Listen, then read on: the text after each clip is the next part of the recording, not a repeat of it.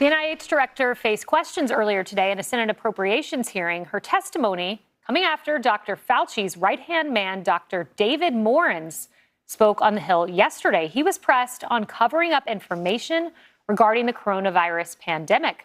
Joining me now, Senator Tom Cotton of Arkansas. He sits on the Intelligence and Judiciary Committees. Senator Cotton, welcome. You have been on top of this for a very long time. The lab leak theory, the effort to cover it up. Were you surprised when you saw what seems to be an actual cover-up from at least one person?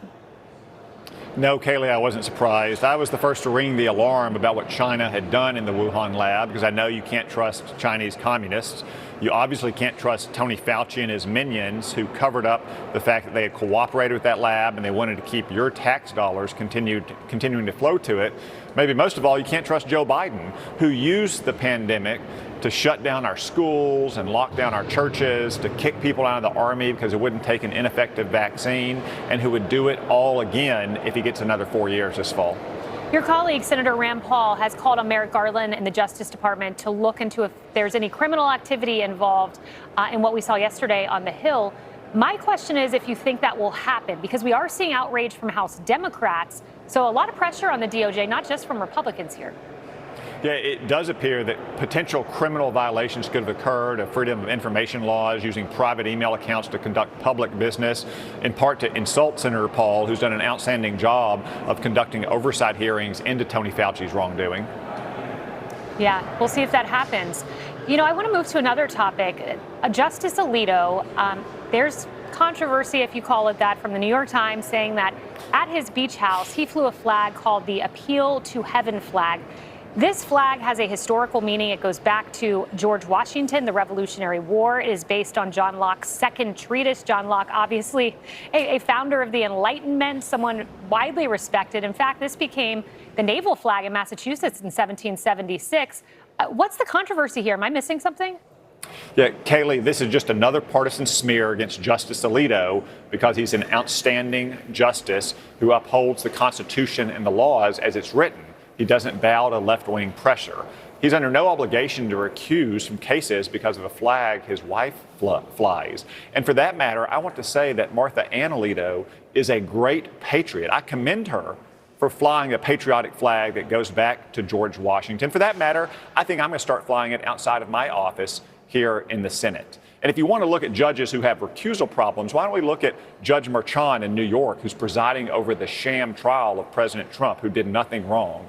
Not only is his daughter raising money off of the trial over which he's presiding for Democratic hatchet men like Adam Schiff, he himself contributed money to Joe Biden, violating New York judicial ethics rules. He's the one that should be recusing from cases, but you don't hear the Democrats or the New York Times demanding that Judge Merchan recuse from that case, because they want to weaponize the justice system against the president. And if they can do it to President Trump, they can do it to any Republican or conservative across the country. No, instead, the New York Times and Rolling Stone, they appear to be far more interested in Christians.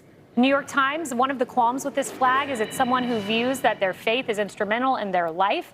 In Rolling Stone, you talk about flying a flag outside of your office. Check this out. The key to Mike Johnson's Christian extremism hangs outside his office, because Mike Johnson flies the same flag, and a spokesperson for Mike Johnson says this was given to him by a pastor. So that's problematic now, too, being a Christian in government? Well, for the left and for Joe Biden, yes, it is. I mean, his own Department of Justice has targeted, for instance, traditional Catholics who've been going to masses that they disapprove of. It's just another example of how Joe Biden and the Democrats have weaponized our government, used it against their political opponents like President Trump, and something that you expect to see in countries like Pakistan and Georgia, not the United States. And again, if it works with Donald Trump, they're going to do it to any American who believes in things like flying a flag that George Washington designed, or making an appeal to heaven for our country, which millions of Bible-believing Christians do every single day. I'm interested in the timing of these attacks on Justice Alito, because one references a flag flown more than 4 years ago. One references a flag flown more than 1 year ago. And all of a sudden, this comes out just now. Your colleague, Senator Ted Cruz, has an idea, a theory as to why. Listen to this. This is all about trying to delegitimize the court. The Democrats, almost every Democrat in the Senate, if they win, They want to pack the Supreme Court. They want to grow the Supreme Court from 9 justices to 13 justices. I thought the left respected our institutions. Is this really about attacking an institution, a third of our government? That Kayleigh, the left has been attacking the Supreme Court for years since it's had a center-right majority. I think specifically why now the Supreme Court is considering 2 cases, both of which affect Donald Trump and hundreds of January 6 defendants. The first case is a case in which the Supreme Court, I suspect, will find that presidents of any party have to have presidential immunity to some degree from criminal prosecution. That could shut down the cases against Donald Trump. A second case is about the Department of Justice under Joe Biden stretching laws to the breaking point to prosecute hundreds of January 6 defendants for crimes that are not really what Congress intended. Both of those cases are going to come down in the next month. I suspect the New York Times and Democrats are once again targeting Justice Alito because they want to undermine the court's credibility. I think you're spot on. I think they probably are not too thrilled that he authored the Dobbs opinion as well.